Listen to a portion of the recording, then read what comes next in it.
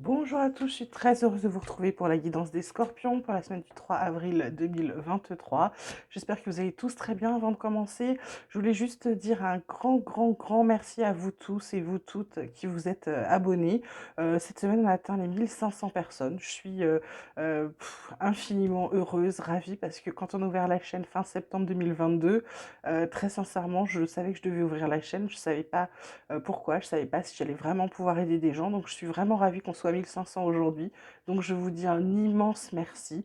Ça m'encourage à continuer, ça m'encourage à toujours racheter des cartes, essayer de changer les tirages, essayer de vous proposer toujours plus de choses pour vous apporter le plus de réponses et les meilleures guidances possibles. Voilà, donc merci infiniment. Voilà, je voulais vraiment vous dire merci à chacun cette semaine. On va commencer donc tout de suite avec les cartes énergie, cartes conseils de la semaine. On vous parle pour donc les scorpions des possibilités, de la banalité. En dos de deck, on a la carte de la comparaison suivie de l'achèvement, de l'épuisement et de la compréhension. Alors là, ce qu'on vous dit sur cette semaine, c'est que il faudrait peut-être ouvrir les yeux parce que c'est comme si, là, avec cette carte de comparaison, vous vouliez avoir la même chose que les autres, alors qu'en fait, vous avez autre chose qui vous attend. Là, on vous dit de prendre de la hauteur parce que vous avez des superbes possibilités avec un chemin tout tracé et vous le voyez pas parce que, peut-être vous avez l'impression que votre vie est banale. Votre vie est pas du tout banale, simplement vous êtes pas encore sur le bon chemin, les scorpions, OK? Voilà, c'est ce qu'on vous dit cette semaine, c'est, prenez de la hauteur pour pouvoir voir, ce qui vous attend. Côté triade, on vous parle de bénédiction, on vous parle d'âme, on vous parle de nadir. Waouh! En dos de deck, on a la carte du silence, du message, du désert, nécessité, épreuve, mort. Ah oui, quand même. Donc là, carte de l'âme qui est quand même au centre. La carte de l'âme, c'est vous, c'est votre petite voix intérieure, c'est ce que vous ressentez au plus profond de vous, c'est tout ce que vous dites pas, tout ce qui est gardé un peu secret. Euh, on vous dit que votre âme, elle est bénie, certes, mais on vous parle de nadir, on vous parle de garder le silence. Nadir, c'est quand même quelque chose, une période où on n'est pas très bien. C'est une période assez sombre, etc. Là, pour moi, en fait, là, on vous dit pour éviter la dire, pour éviter d'être dans une période un peu noire, un peu glauque, un peu, comment dirais-je, je suis pas très bien, je suis pas en phase avec moi-même, je suis limite dépressif, on vous dit de garder le silence. Il y a des messages qui arrivent, on vous a prévenu, c'est comme si on vous disait là, attention, il y a le désert, il va y avoir il va y avoir une période assez compliquée. On vous dit par contre qu'il est nécessaire de passer ces épreuves pour que ce cycle puisse se terminer, même si vous avez encore des doutes.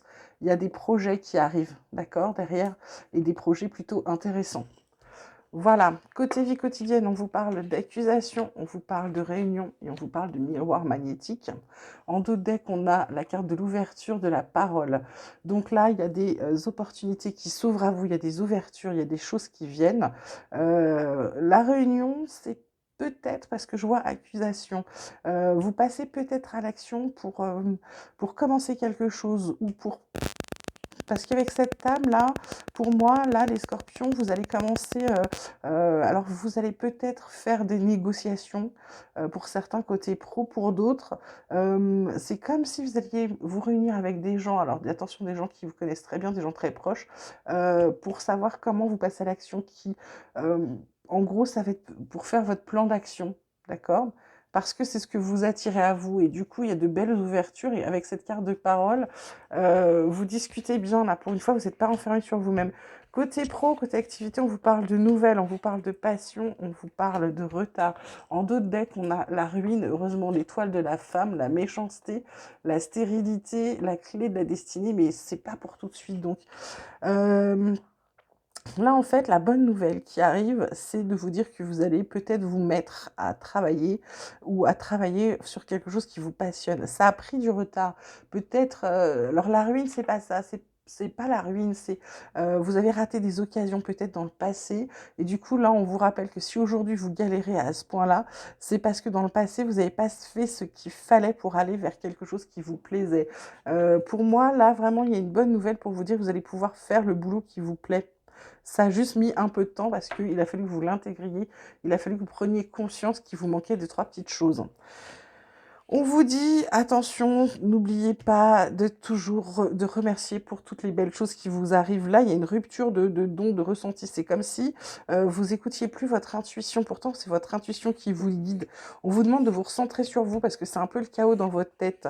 Une fois que vous aurez fait ça, il y a une belle transformation. Il y a un contrat à la clé avec une belle victoire qui vous permettre d'arrêter de tourner en rond et de surmonter les épreuves et du coup de retrouver un équilibre, une guérison et d'avoir de nouveaux projets plutôt sympathiques. Ok?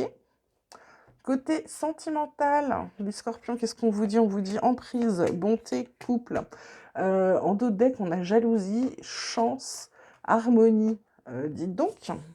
Donc là, sur certains, je dirais certains scorpions, sur une relation, alors soit une relation du passé, soit dans le passé sur cette même relation, on vous dit qu'il y en avait un qui avait une emprise sur l'autre. Peut-être que c'est vous, peut-être que c'est vous qui étiez sous l'emprise de quelqu'un, peut-être que c'est vous qui mettiez quelqu'un sous votre emprise. On vous dit attention, vous êtes quelqu'un de bon, vous avez le cœur sur la main.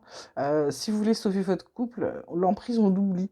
La jalousie, on l'oublie, on vous dit que vous avez la chance d'avoir une relation harmonieuse. Donc, faites attention, dominez-vous les scorpions et vous allez voir que tout va bien se passer.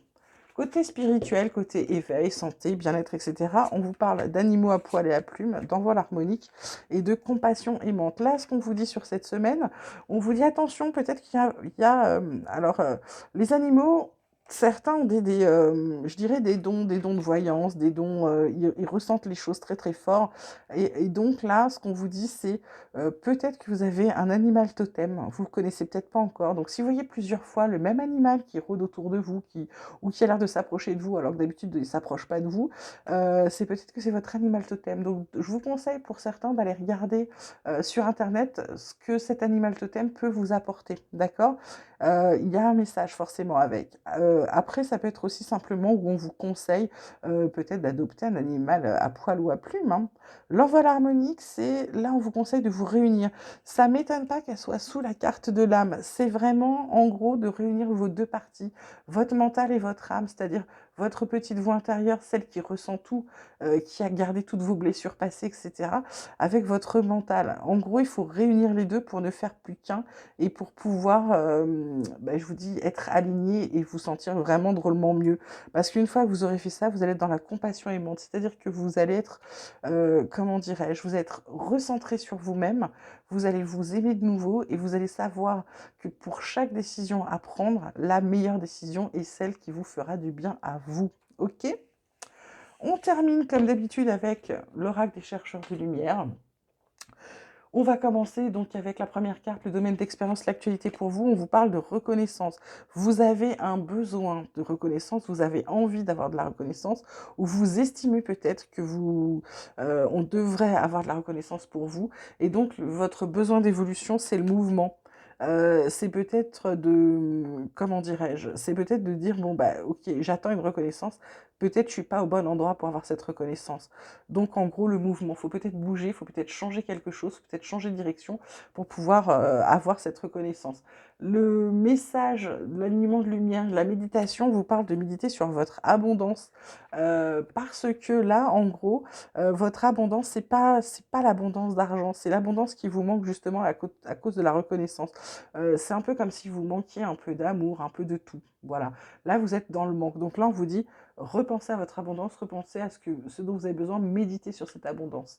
Et on termine avec le message de lumière et surtout le message de vos guides qui vous dit qu'une fois que tout ça, ça sera en place, vous allez enfin ouvrir la porte de cette cage, avoir vos vérités. Et du coup, les vérités, bah, ça vous permettra d'avancer, de savoir où vous devez aller et ce qui est bon et pas bon pour vous. Voilà. Bah, écoutez, sur ce joli message qui, je pense, est plutôt sympathique, je vous souhaite une très belle semaine. N'oubliez pas de liker, de vous abonner. N'hésitez pas aussi à m'envoyer des mails. Je vous mets toujours l'adresse dans la barre de description. Je vous embrasse très très fort et je vous dis à très vite. Merci.